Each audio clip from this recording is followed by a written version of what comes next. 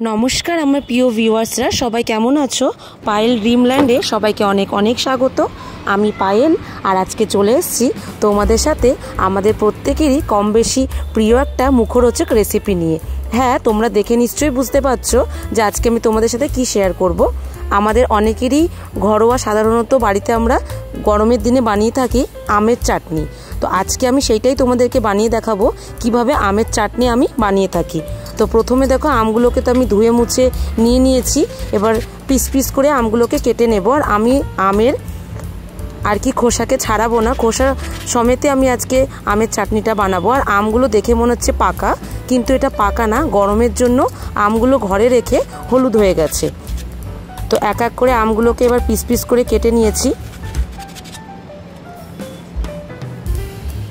আর আমার চ্যানেলে যদি তোমরা নতুন হয়ে থাকো অবশ্যই আমার চ্যানেলটিকে কিন্তু লাইক, কমেন্ট আর সাবস্ক্রাইব করতে একদম ভুলবে না। আর সবাই কেমন আছো অবশ্যই কিন্তু আমাকে কমেন্ট বক্সে জানাবে। তো দেখো আমার আম কিন্তু কাটা হয়ে গেছে। এবার আমগুলোকে পিস পিস করে নেওয়া হয়ে গেছে। মাঝারি সাইজের পিসই করব, খুব বেশি বড় বা খুব বেশি ছোট রাখবো না। এবার প্রথমত আমি যেটা করব, আগে আমি কড়াই বসিয়ে দিয়েছি। আর যেহেতু আমি ভাজা মশলা সাধারণত আমি আমের চাটনিতে দিয়ে থাকি, তো প্রথমত আমি দুটো কাঁচা শুকনো লঙ্কা আর তার সাথে আমি তেজপাতা দুটো দিয়ে দিয়েছি। এবার এতে আমি হাফ চা চামচ জিরে আর হাফ চা চামচ আমি মহুরি দিয়ে দিয়েছি। এবার এটা আমি শুকনো খোলাতে ভালো করে ভেজে নেব। এবার এতে আমি একটু সর্ষে অ্যাড করে দিয়েছি। দেখো ভাজা মশলার জন্য আমার মশলা রেডি হয়ে গেছে। এটা পরে আমি বেটে নেব। প্রথমত আমি যেটা করলাম, কড়াই এবার আমি তেল দিয়ে দিয়েছি। এবার এতে প্রথমত আমি 5 ফোড়ন দিলাম। আর আমি আজকে আমের চাটনিতে কিন্তু কোনো রকম জল অ্যাড করব না। এবার আমগুলোকে দিয়ে দিয়েছি, খুব ভালো করে নেড়ে চেড়ে নেব।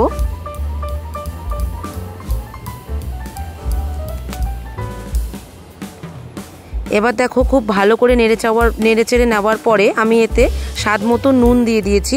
তোমরা যেরকম খাবে সেই অনুযায়ী তোমরা এতে নুন অ্যাড করতে পারো। এবং তার সাথে সাথে আমি 1 চা চামচ হলুদও অ্যাড করে দিয়েছি। এবার এটাকে ভালো করে ঢেকে দেব সেদ্ধ হওয়ার জন্য। যেহেতু আমি এতে কোনো রকম জল অ্যাড করব না, তার জন্য হালকা কিছুক্ষণের জন্য, খুব বেশি হলে 5 থেকে 7 মিনিটের জন্য আমি ঢেকে রেখেছিলাম। এবং ঢাকনাটা খুলে এবং ভালো করে আবার আমি নেড়ে চেড়ে নেব। দেখো প্রায় আমার সেদ্ধ হয়েই গেছে। এবার এটাকে আমি নামিয়ে নেব এবং এতে আমি বসিয়ে দেব আরও একটা কড়াই। তার আগে আমি যেটা করব, যেহেতু আমি আজকে চিনি দিয়ে চাটনিটাকে বানাচ্ছি, তো প্রথমত আমি একটা কাচের বাটিতে চিনি আমি নিয়ে নিয়েছি। এবার আমি কড়াই বসিয়ে দিয়েছি।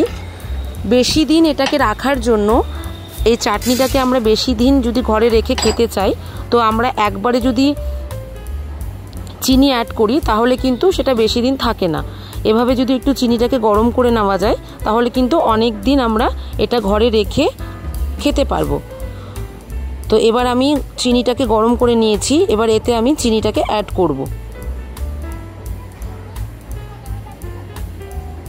তো এবার আমি চিনিটাকেও অ্যাড করে দিলাম। দেখো, আর খুব ভালো করে নেড়ে চেড়ে নেব যাতে নিচে লেগে না যায়। তো যখনই আমি এই চিনিটাকে অ্যাড করব তার সাথে সাথে কিন্তু আমি নাড়তেই থাকবো, তা না হলে যদি নিচে এঁটে যায় তাহলে কিন্তু অসুবিধা হবে। এবার খুব করে নাড়তে নাড়তে চিনিগুলো প্রায় আমার গলা হয়েই গেছে। যখন চিনিগুলো গলতে শুরু করবে তারপরে আবারও আমি এখন দেখো ঢেকে দিলাম। এটাও আমি 5 থেকে 7 মিনিটের জন্য ঢেকে রাখবো। এবার চিনিগুলো পুরো একদম গলে গেছে আর আমগুলো প্রায় সেদ্ধ হয়ে গেছে। সেদ্ধই হয়ে গেছে আমগুলো, দেখো প্রায় না, পুরোপুরি সেদ্ধই হয়ে গেছে। এবার এতে আমি দেখো মশলা, যেটা ভাজা মশলা তোমাদেরকে শুরুতেই দেখালাম, সেটা কিন্তু আমি বেটে নিয়েছি। এবার এটা আমি অ্যাড করে দেব। আর যখন এটা অ্যাড করছিলাম এত সুন্দর গন্ধ আসছিল, খুব সুন্দর একটা সুগন্ধ আসছিল। তো তোমরাও কিন্তু ঘরে এইভাবে আমার মতন আমের চাটনি বানিয়ে খেতে পারো। আর আমার রেসিপিটা কেমন লাগলো অবশ্যই কিন্তু আমি কমেন্ট বক্সে ওয়েট করব তোমাদের কমেন্টের জন্য। আর এরপরে এতে খুব সুন্দর একটা ফ্রেগনেন্সের জন্য আমি এতে অ্যাড করে দেব একটা লেবু। তো লেবুটাকে অ্যাড করে দিয়েছি। এবার খুব ভালো করে আরও একবার নেড়ে চেড়ে নেব আবার কিছুক্ষণের জন্য আমি এটা ঢেকে দেবো। যেহেতু ভাজা মশলা দিয়েছি, সুগন্ধটা এর মধ্যে অ্যাড হওয়ার জন্য আবার ভালো করে ঢেকে দিয়েছি। সো ফাইনালি আমার কিন্তু টক ঝাল মিষ্টি আমের চাটনি রেডি। এবার এটাকে আমি ঢেলে নেব একটা পাত্রে। তো আজকে আমার ভিডিওটা তোমাদের কেমন লাগলো অবশ্যই আমাকে কমেন্ট বক্সে কিন্তু নিশ্চয়ই জানাবে। আর আমার ভিডিওটাকে এত দূর কন্টিনিউ করবার জন্য সবাইকে অনেক অনেক ধন্যবাদ। সবাই খুব ভালো থাকবে, সুস্থ থাকবে। এভাবেই আমি তোমাদেরকে নতুন নতুন ভিডিও দিতে থাকবো আর তোমাদের সাথে আমি এভাবেই আমার বন্ডিংটাকে বাড়াতে থাকবো। তো সবার কেমন লাগলো আজকের রেসিপিটা আমি আগেই বলেছিলাম, তোমরা কিন্তু আমাকে কমেন্ট বক্সে অবশ্যই জানাবে। তো আজকের মতন এইটুকুই, দেখা হচ্ছে আবার নতুন একটা ব্লগে।